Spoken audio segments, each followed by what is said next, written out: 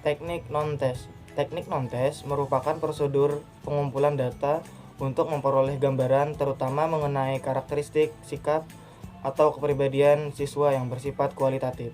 Selama ini, teknik non-tes kurang digunakan dibandingkan teknik tes. Dalam proses pembelajaran, pada umumnya kegiatan penilaian mengutamakan teknik tes. Hal ini dikarenakan lebih berperannya aspek pengetahuan dan keterampilan dalam pengambilan keputusan yang dilakukan guru pada saat menentukan siswa. Jenis-jenis teknik non-tes diantaranya adalah angket dan sosiometri. A. Pengertian sosiometri. Sosiometri merupakan metode pengumpulan data tentang pola dan struktur hubungan antara individu-individu suatu kelompok dengan cara menelaah relasi sosial dan status sosial. Metode ini dikembangkan oleh Mereno dan Gianni. Metode ini didasarkan pada pemikiran bahwa kelompok struktur yang terdiri dari hubungan-hubungan interpersonal yang kompleks, posisi setiap individu, dan hubungan-hubungan yang terjadi dalam struktur kelompoknya dapat diukur secara kualitatif dan kuantitatif. Sosiometri adalah alat untuk meneliti struktur sosial dari suatu kelompok individu dengan dasar penelaah terhadap relasi sosial dan status sosial dari masing-masing anggota kelompok yang bersangkutan. Sosiometri adalah alat untuk melihat bagaimana hubungan sosial atau hubungan berteman seseorang. Sosiometri adalah suatu metode untuk memperoleh data kecil sampai sedang 10 kurang lebih 50 orang berdasarkan preferensi pribadi antara anggota-anggota kelompok.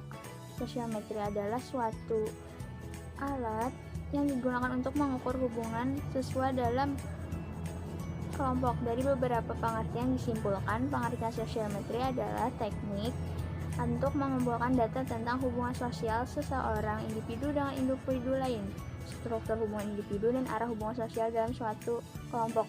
Dengan demikian, sosiometri dapat mengungkap dinamika sosial, popularitas individu dalam kelompok, serta untuk mengenali kesulitan dalam berhubungan sosial kelompok. Situasi sosial kelompok dapat berupa kelompok belajar, bermain, pertemanan, atau. Di sini saya akan menjelaskan bentuk hubungan dalam penggunaan sosiometri, yaitu ada 5.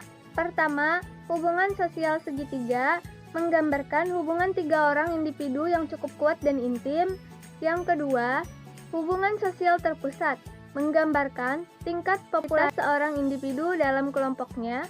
Yang ketiga, hubungan sosial intim menggambarkan hubungan beberapa orang yang saling memilih satu dengan yang lain dengan intensitas hubungan yang kuat. Yang keempat, hubungan sosial berbentuk jala menggambarkan pola relasi yang bersifat menyeluruh, di mana setiap anggota saling berelasi. Bentuk hubungan ini memiliki intensitas yang kuat. Seluruh kelompok sebagai satu kesatuan yang sukar untuk dipisahkan, dan ketidakhadiran seseorang dalam kelompok tidak akan menyebabkan perpecahan atau kerapuhan suatu kelompok. Yang kelima, hubungan bentuk rantai menggambarkan pola hubungan searah atau sepihak dan tidak menyeluruh. Intensitas hubungannya rendah sehingga relasi kelompok mudah rapuh. Di sini saya akan menjelaskan mengenai angket. Pengertian angket. Salah satu teknik pengumpulan data adalah dengan menggunakan kuesioner atau lebih dikenal sebagai angket. Angket adalah teknik pengumpulan data dengan menyerahkan atau mengirim daftar pertanyaan untuk diisi sendiri oleh responden. Responden adalah orang yang memberikan tanggapan atau jawaban atas pertanyaan-pertanyaan yang diajukan. Penggunaan angket merupakan hal pokok pada penelitian survei untuk pengumpulan data. Secara umum, isi dari angket terdapat menjadi 3. Yang pertama, pertanyaan tentang fakta, yaitu fakta yang dimaksud di sini adalah sesuatu yang berhubungan dengan responden, seperti umur, pendidikan, dan agama. Informasi yang diketahui oleh responden juga dikategorikan dalam fakta. Yang kedua, pertanyaan tentang pendapat, yaitu menyangkut perasaan dan sikap responden tentang sesuatu. Yang ketiga, pertanyaan tentang persepsi diri, yaitu mengenai cara responden menilai sesuatu tentang perilakunya sendiri dalam hubungannya dengan orang lain atau lingkungan. Di sini saya akan menjelaskan tentang macam-macam angket. Jenis-jenis angket itu ada 3, yaitu angket tertutup, angket terbuka, dan angket tertutup dan terbuka. Yang pertama, angket tertutup.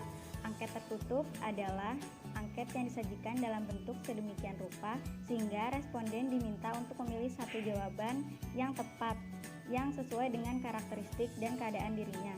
Kelemahannya, angket tertutup agak kaku karena tidak dapat diubah.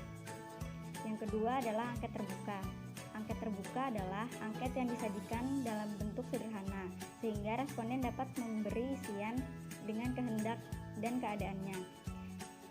Keuntungan angket terbuka, responden dapat dengan bebas mengisi sesuai dengan karakteristik dan keadaannya, sehingga bagi peneliti mereka akan mendapatkan jawaban yang bervariasi. Yang ketiga, angket tertutup dan terbuka.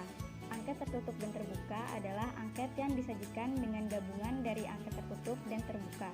Responden akan mengisi dengan bebas dan sesuai dengan karakteristiknya. Namun, peneliti juga memberikan pilihan di dalamnya yang akan dipilih oleh responden.